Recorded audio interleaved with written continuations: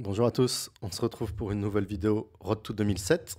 Alors on retourne un petit peu dans le passé là, parce qu'avant de jouer contre Egor Kriborodov, le dimanche j'ai joué la première partie de Bundesliga le samedi. Alors je suis parti le jeudi euh, pour me remettre un petit peu dans les échecs, avant avoir le temps de bien me préparer. C'est toujours quand même des voyages assez longs pour la Bundesliga. Il y a au moins 6-7 heures de voyage. Et j'ai eu le temps de récupérer, de me préparer un petit peu, revoir un petit peu mes ouvertures. Et, on a l'appariement, on joue à 14 heures le samedi, on a l'appariement à midi. Donc je vois que je joue Dragnev, qui a 2562, qui est très bien préparé, mais il joue uniquement E4. Alors je suis prêt pour la Taïmanov, je révise. Ce premier match de Bundesliga, attention, il est très très dangereux. On joue une équipe normalement un petit peu plus faible sur le papier, mais il faut savoir qu'en ce moment, il y a la Global Chess League où nos joueurs principaux, Maxime Vachier-Lagrave, Richard Rapport, Alireza Firouzja euh, et peut-être d'autres, ne jouent pas dans l'équipe, c'est pas disponible pour une fois. Je joue au 4e échiquier, je dois être 12e sur la liste de départ dans notre équipe qui est multiple championne d'Allemagne. On a gagné je sais pas combien de fois. Pas 2023, c'est Viernheim qui gagne en 2023. Donc ma partie, elle est vraiment importante. On a un match extrêmement serré face à Munich. Et Dragnev, sans surprise, joue E4. Je joue C5, cavalier F3, E6. Ça, vous vous en doutez. Et ici, il joue le petit coup G3. Alors, petit coup, c'est un des coups principaux, mais ça fait longtemps. Je pense pas qu'on me l'ait joué en Road to 2007 en partie à cadence classique. Ce G3, on voit plus généralement D4. Quelle est l'idée de G3? Le G3, c'est un coup que Maxime Vachier-Lagrave avait joué en Coupe du Monde 2021 contre Moradjabadi. Et en fait, l'idée, c'est de laisser les noirs jouer le coup D7, D5 et de créer, avec le coup D4, un pion isolé, plus ou moins. C'est ce que veulent les blancs, créer un pion isolé comme ça. Et si les noirs ne jouent pas ce D5, eh bien, à un moment, il va y avoir un petit souci. Donc je joue après G3, cavalier C6, fou G2, cavalier F6, attaque le pion E4, E5 n'est pas possible, il y a cavalier G4, dame E2, dame C7. Donc ça force cavalier C3. Et je réfléchis pas mal. Alors je vous mets du bon côté quand même. Je joue côté noir. Et je réfléchis pas mal ici pour me remémorer et puis aussi pour choisir. Parce que soit on peut choisir des lignes tendues, pas tendues. Au final, je décide de jouer une ligne tendue. Je joue D5, E prend D5, E prend D5, D4 et H6. Vous allez voir, c'est tendu avec le coup suivant, petit roc C4. Ces lignes à base de C prend D4, cavalier prend D4, et ici que ça soit fou G4, fou C5, c'est des lignes assez annulantes, mais c'est plutôt les noirs qui doivent jouer 2-3 bons coups pour totalement égaliser avec la ligne H6, petit roc C4. Je me souviens que c'est quand même beaucoup plus tendu. Mais bon, ici on a une bonne structure, mais on perd 2 temps de développement. Je vous conseille de ne pas jouer comme ça dans vos parties. D'ailleurs, après tour E1 échec, ici il va falloir faire le choix entre fou E7 et fou E6. Je vais réfléchir pendant une bonne demi-heure pour envoyer le mauvais fou E6. Énorme point d'interrogation. C'est pas facile, hein. Il faut les connaître très bien, ces lignes. Surtout quand on est prêt à perdre du temps dans l'ouverture avec des coups comme H6 et C4. C'est évidemment fou E7 ici, le bon coup. Mais en calculant, je me suis dit, ok, fou E6, je me garde des fou B4 de temps en temps. Par exemple, fou F4, fou B4. Et j'ai l'impression que fou H3 marche pas. Finalement, fou H3, c'est un excellent coup. Après dame D7, dame E2, fou B4, fou prend E6, pion prend E6 pendant la partie. Après dame prend, tour prend, roi F7. Je me suis dit que j'allais avoir de bonnes compensations au final. Après tour E3, l'ordi donne net avantage blanc. Alors mon adversaire, qui n'est pas parti hein, pour cette ligne, qui joue ici cavalier E5, qui est également plutôt un bon coup. Ça, vous allez voir dans la partie hein, qui va souligner la faiblesse de ce fou en E6. Je vais jouer fou E7 pour renforcer cette colonne E finalement. Encore une fois, c'est une erreur. Double erreur là. Dans une ouverture dangereuse. Il fallait jouer fou B4. Qui me semblait dangereux hein, pendant la partie. Après cavalier G6 souligne cette faiblesse. Ici, on ne veut pas bouger la tour, puisque en plus de ne plus avoir le petit roc, le cavalier pourrait revenir en F4 qui tape E6. Donc cavalier G6, FG, tour prend E6, roi. Pas FG, pardon. Après cavalier G6, le bon coup, c'est l'intermédiaire fou prend C3, sur cavalier prend H8, fou prend E1.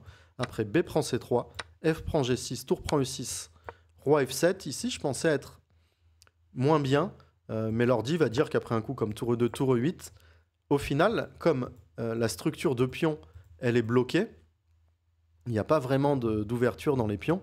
La paire de fous ici est pas vraiment meilleure que cette paire de cavaliers, surtout ce fou G2 qui tape dans D5, hein, mais bien défendu par le cavalier. Le fou, même s'il va avoir une belle diagonale ici ou ici, eh bien finalement l'ordi donne égalité ici. Bah, sur l'échiquier, ça me paraissait extrêmement dangereux. Et j'avais calculé hein, ce fou E7. Et ici, je me dis après...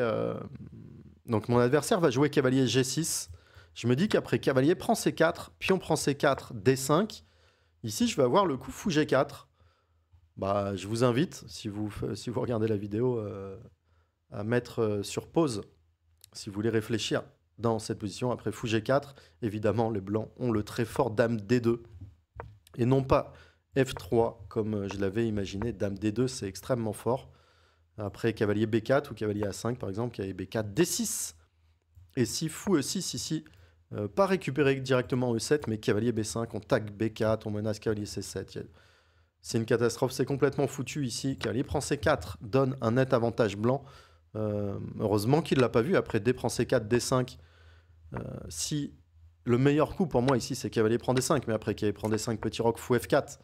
Regardez, c'est deux fous blancs, cette colonne, cet avantage de développement, bon, c'est catastrophique.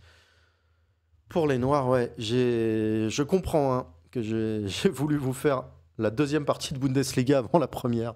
Je viens de l'analyser, j'ai mal à la tête à l'analyser et à la tourner, également à la jouer cette partie. Après fou E7, il m'a joué cavalier G6, qui est pas mauvais. Hein. Maintenant, F prend G6, tour prend E6, mieux pour les blancs. Je joue fou G4, c'était mon idée. Alors, l'idée est pas mal, et la seule bonne ligne que j'ai calculée ici, c'est qu'après fou G4, alors, évidemment, si fou F3, je joue fou prend F3, ici ça va. Si F3, c'est ça la seule bonne ligne que j'ai calculée. F prend G6, F prend G4 a l'air extrêmement dangereux. Sur dame D7, G5. Et j'ai un gros problème avec mon pion D5, HG fou prend. Gros problème ici, hein, il y a fou prend F6 et cavalier prend D5 qui arrive. Mais après F prend G4, ici j'ai l'excellent coup G5. Pour restreindre ce fou C1, pour empêcher G5. Et si dame F3, un coup que j'ai calculé également, cavalier prend D4, dame F2, très bon coup. Cavalier C6. Ici, j'ai bien évalué qu'après dame F5, la position est compliquée.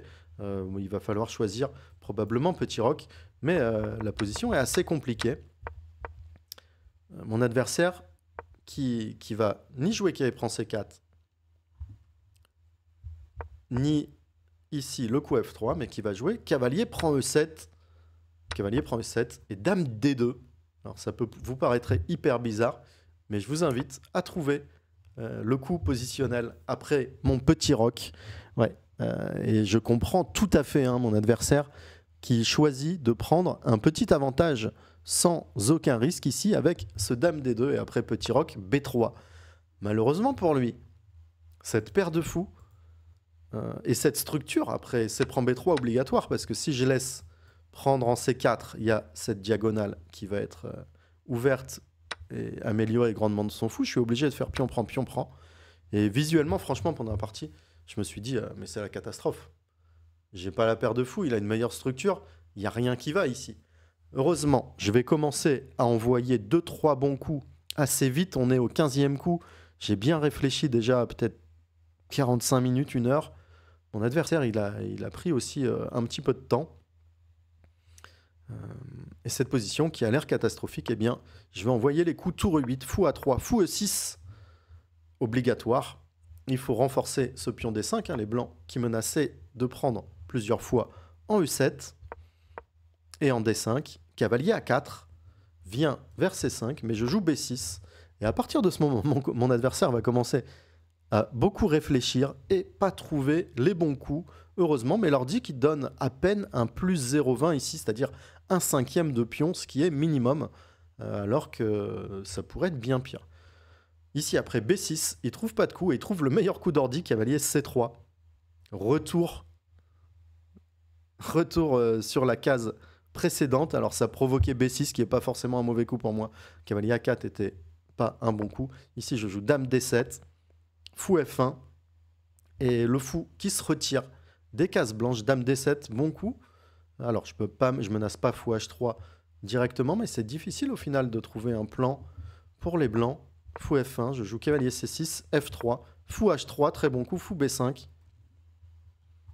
A6, et l'adversaire ici, Dragnev, qui va jouer un coup catastrophique, le coup fou E2. Allez, il fallait se dépêcher ici d'échanger une paire de tours, parce que sur tour prend, il y a fou prend A6, et ça me forçait plus ou moins sur cavalier prend 8, et après fou E2, cavalier C7, la position est à peu près équilibrée.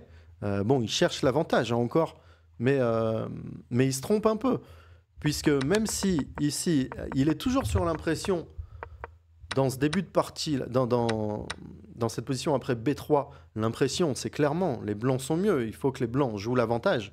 Mais regardez, il a amélioré son fou, mais c'est tout, en quelques coups. Il a joué 6 coups, il a amélioré juste son fou C1, l'a développé en A3, alors que son fou qui était en G2, autour de son roi, il l'a décalé en E2 sur la colonne E. Après, c'est la seule case pour le fou. Il fallait qu'il échange les tours en premier. Mais il n'y a pas de fou D3 à cause de cavalier prend D4, évidemment. Les blancs ne veulent pas échanger cette paire de fous, puisque ils vont être très faibles sur case blanche et n'auront plus l'avantage de la paire de fous, justement. Moi, je rêve de les échanger. Mais il ne veut pas. Sur fou A4, il y a B5 qui enferme le fou. Au final, la seule case, il fallait juste échanger les tours d'abord. Et ici, je vous invite à trouver le très bon plan pour les noirs. Mettez sur pause. Je vais montrer le coup. Et ici, il y a un coup très fort. Regardez, ce cavalier F6 qui tape dans le pion F3. Eh bien, il vient en H7 pour cavalier G5 mettre la pression sur le pion F3. Si F4, cavalier F6, retour. Et cette fois, ça nous ouvre ces deux cases. Cavalier G5 qui va arriver avec force. Par exemple, cavalier D1, cavalier G5, cavalier F2, ce qui paraît la suite logique. Je vous invite une nouvelle fois à trouver ici le coup tactique. Ouais, il y a trop de faiblesse côté blanc autour du roi. Après cavalier F2, cavalier prend D4, est très fort. Dame prend D4, tour prend E2, tour prend E2, cavalier prend F3, fourchette royale. Et on gagne tout. Cavalier H7 qui donne simplement un net avantage noir. Et franchement, j'ai du mal à croire que mon adversaire s'en serait sorti après cavalier H7. Malheureusement, le titre de cette vidéo va pas être très flatteur pour mon jeu. Il va juste refléter totalement cette partie. Ici, je joue fou F5. Ok, dur à dire. Cavalier D1. Pourquoi fou F5? Alors, je vois pourquoi. Vous allez me dire, bon. En plus, j'ai vu cette idée. Je vais la jouer plus tard, ce cavalier H7.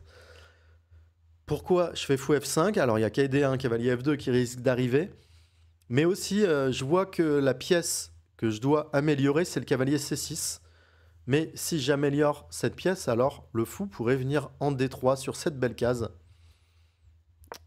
C'est pour ça que je vais jouer fou F5. Il fait cavalier D1.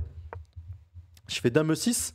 Je lui retire cette case E3. Je mets un peu de pression sur la colonne E. Si cavalier F2, j'ai dame E3 qui me donne une partie, une finale facile. ici, va jouer le coup fou B2.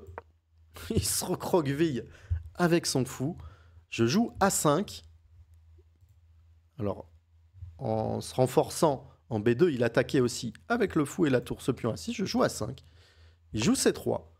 Et je vais jouer à contre-temps ici. Et encore une boulette. Le coup cavalier H7. Énorme contre-temps pour ce cavalier H7. J'ai vu une très belle ligne ici. C'est A4. Et je m'en suis peut-être le seul bon coup de la partie auquel j'ai pensé. Malheureusement, je ne l'ai pas joué parce que j'ai trouvé la défense blanche ici, le coup B4. Après A4, quelle est l'idée d'A4? Ouvrir les cases blanches. On joue case blanche. Hein. Regardez ces pièces. Mais c'est incroyable. Je viens juste de voir ça. Toutes mes pièces sont absolument parfaites par rapport à la fin de l'ouverture. Et lui, c'est une catastrophe. Je pouvais en profiter avec ce A4. L'idée, c'est qu'après... Alors, je ne vais pas vous mettre pion prend A4, mais tout de suite, tour prend, pion prend. Ici, je vais avoir cavalier A5. Alors, il est obligé hein, d'échanger ses tours. Puis sinon, je menaçais cavalier B3 qui va taper tour et dame. Et ici, cavalier A5 très fort. Si roi F2, j'ai cavalier B3, roi F2 seul coup, mais cavalier B3. Et on va maintenir ce clouage sur cette tour E1. Ici, dame F4 seul coup. Et la ligne d'ordi, fou D3, tape E2. Cavalier E3, G5, dame E5, dame C6 ici donnait l'avantage au noir. Alors c'était pas le seul avantage fou D3 je crois ici, mais en tout cas j'avais un bon feeling. J'ai pas joué à cause du coup B4. Et ici le coup qui donne l'avantage noir, il est pas facile, mais il est très instructif. Regardez, ce cavalier tape dans les pions blancs et il fallait le remettre en jeu par cavalier D8. C'était le meilleur moyen ici de remettre le cavalier en jeu par plusieurs façons. Cavalier F2, dame D7. Et ici, on va avoir le choix soit de passer B7, D6. Et regardez ce coup A4 dans la structure blanche qui a ouvert cette case C4. La dame en D7 extrêmement bien placée qui renforce B5 et A4. Donc il y avait soit ce plan pour cavalier B7, cavalier D6, voire cavalier E6, cavalier G5, tapé L roi. C'était hyper intéressant. Ouais, bah j'ai tout loupé dans cette partie. Je joue cavalier H7, il joue cavalier F2, encore une énorme erreur, cavalier G5. Ici, il en profite tactiquement, mon cavalier qui vient taper un peu n'importe où. Il joue G4, enfin, un bon coup de sa part. Également, je joue fou H7. Alors, si fou G6, il vient m'enfermer, tout simplement, H4, cavalier H7, H5. Le fou est enfermé. L'option, c'était après G4,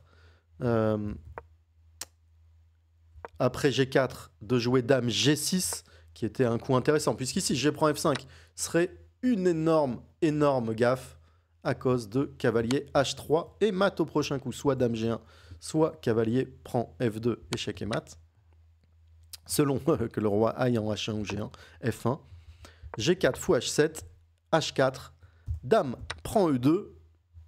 Quand même, j'avais quand même une petite idée derrière l'épaule. Le petit dame prend E2, mais dame prend E2.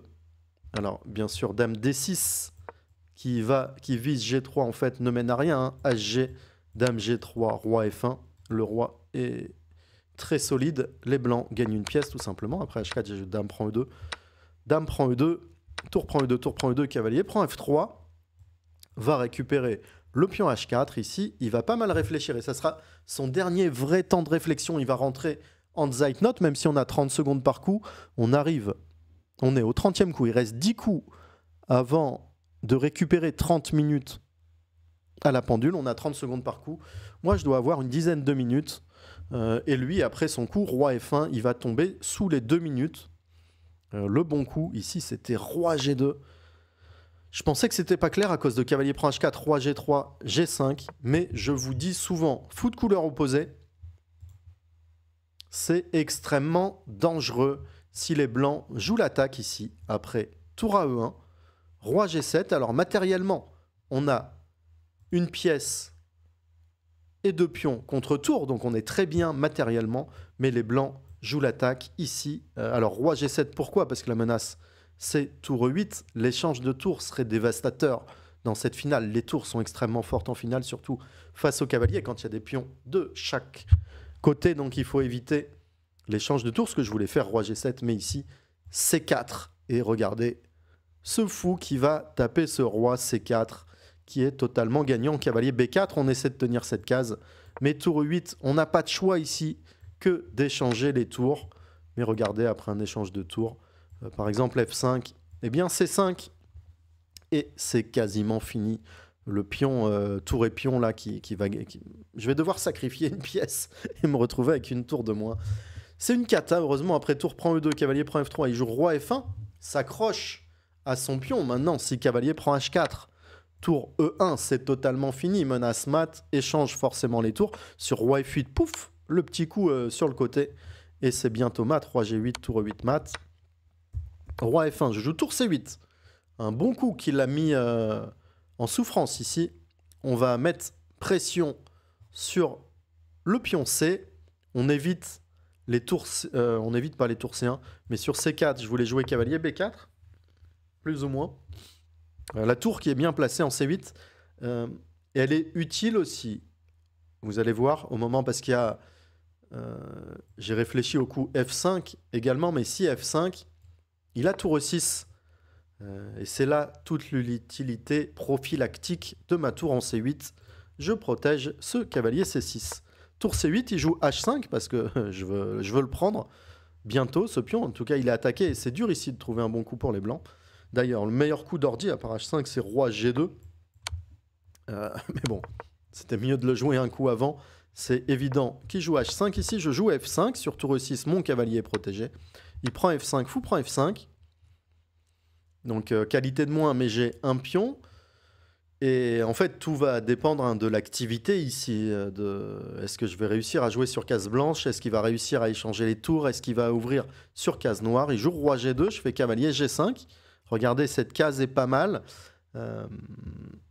Il fait tour à E1, la colonne, roi F7. On tient la porte d'entrée des tours sur la colonne E. Et ici, il joue l'erreur fou A3. Et ici, c'est juste incroyable. Le bon coup, c'était tour E3. C'est grosse prophylaxie sur deux choses. Sur ma manœuvre, cavalier H7, que je vais jouer sur fou A3. Parce que sur cavalier H7, tour F3, gagne tout de suite. Donc empêche cette manœuvre, cavalier H7, cavalier F6. D'ailleurs, sur cavalier E4, il y a tour F3 également. Et si B5, ici, il y a un coup de toute beauté. C'est le coup C4. Et après, pion prend, pion prend. Alors, je vous montre juste pion prend C4, sinon c'est net avantage blanc. Après, pion prend C4, D5. Et quand je vais bouger le cavalier, il va y avoir tour E7 qui arrive. Clairement, ce coup a été loupé par Valentin Dragnev. Moi aussi, je ne l'ai pas... Enfin, franchement, bon, moi, j'ai joué mes seuls coups côté noir. Et je l'ai laissé trouver les bons coups. Heureusement, il ne l'a pas fait. Il joue fou A3. Cavalier H7, menace cavalier F6, il vient fou E7, mais au final, son fou qui est moins bien placé ici qu'en B2. Et je joue B5, enfin un bon coup. Allez, j'ai presque l'impression là de prendre l'avantage, il a de moins en moins de temps, on sent qu'il a du mal, qu'il ne sait pas trop quoi faire. Il fait tour E3, encore une fois, je vais jouer un coup, j'adore fou C2. Je lui mets la pression sur le pion B3, il panique un peu, il fait tour F3. Il avait encore un gain ici. C'est le coup C4. Bon, je vais vous dire, on l'a loupé. Cette idée, je l'ai loupé. Ici, c'est totalement gagnant pour les blancs. Moins de matériel. Alors, c'est pas totalement gagnant, mais on voit que les pièces se sont largement améliorées. La position est très difficile pour moi. C4, très bon coup, qui va toujours permettre aux blancs d'ouvrir la position. Mais il joue tour F3, roi G8 et B4. Ce qui ferme un petit peu tout.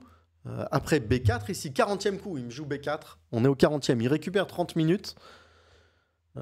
Moi, il me reste encore 5 minutes, mais je vais jouer très vite et avec beaucoup de confiance le coup A4. Et encore un point d'interrogation. Il fallait jouer pour la nulle ici, jouer pion prend B4, que j'ai vu en plus. Parce que si fou prend B4, mon cavalier revient dans le jeu, Et ici, tout va bien. En plus, il vient taper H5, mais il peut aussi venir en E4. Le cavalier qui est une de mes grosses faiblesses. Hein. Mon fou est actif. Celui-là, il est pas fou non plus, mais il tient au moins la case de 7. Ma tour est pas mal, parce qu'elle va rapidement s'activer. Mais le cavalier H7 est un vrai problème dans ma position. Donc après, fou prend B4, cavalier F6. Le problème devient force, tape, et tout va bien. Et si pion prend B4, C prend B4, je vais simplement prendre ce pion en D4, tour F4, cavalier C6, même fou C5. Ok, ici j'ai récupéré le matériel, je n'ai absolument aucun problème. Mais je me dis que A prend B4, ça va être nul. Mais on va jouer l'avantage avec A4. Et oui, on n'a pas les bons coups, mais on a la confiance. Il joue fou H4, très bon coup, seul coup.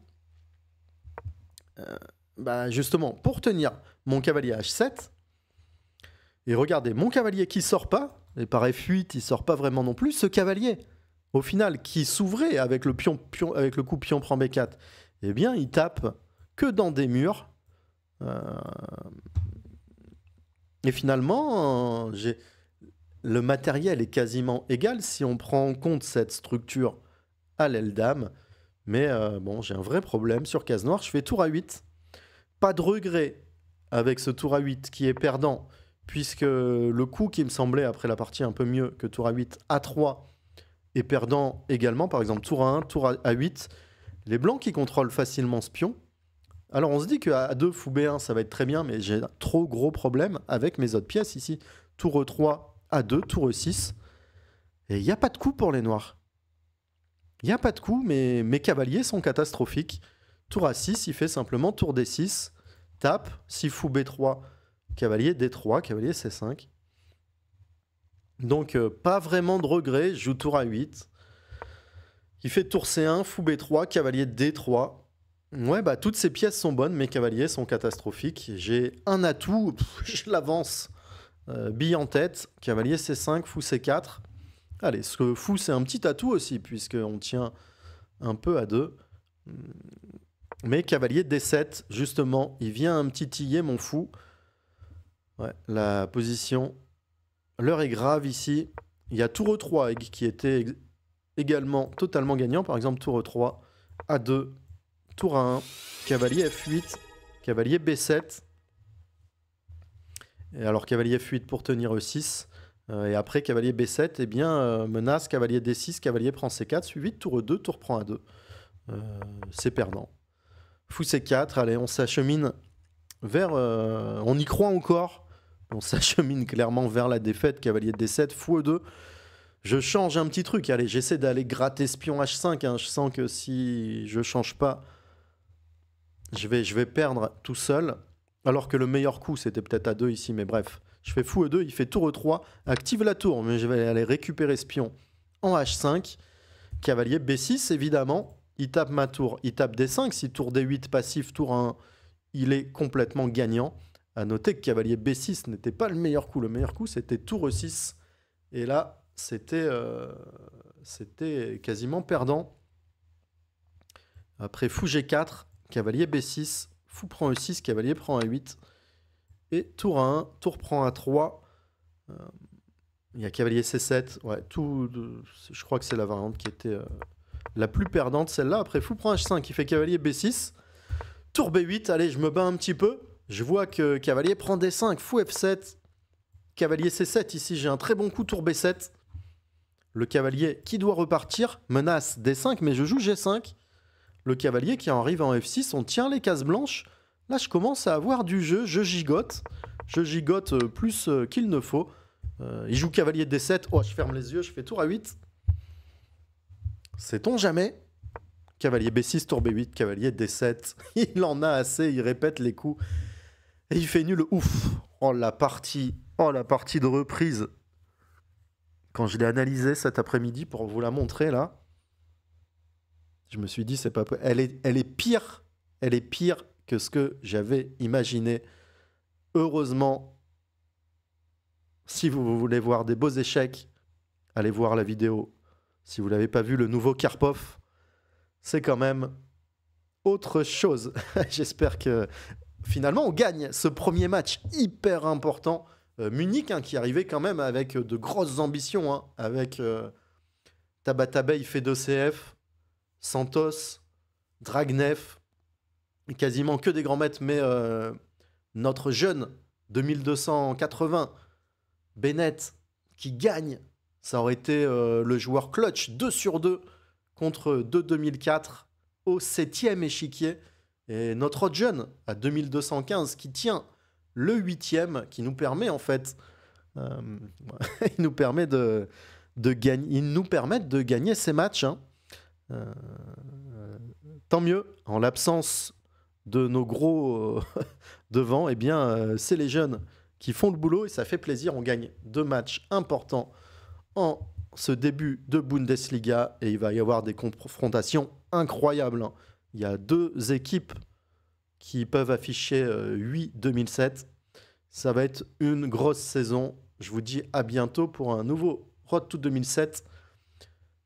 À partir de demain, mercredi, c'est déjà l'Autriche qui commence. Je vais peut-être espacer un petit peu les vidéos. Sinon, il y a 5 parties là qui arrivent en Autriche. J'espère jouer pas comme dans cette première partie, mais comme celle de dimanche. J'espère que vous avez apprécié cette partie quand même, ces analyses. N'hésitez pas à mettre un petit like et un petit commentaire. Peut-être,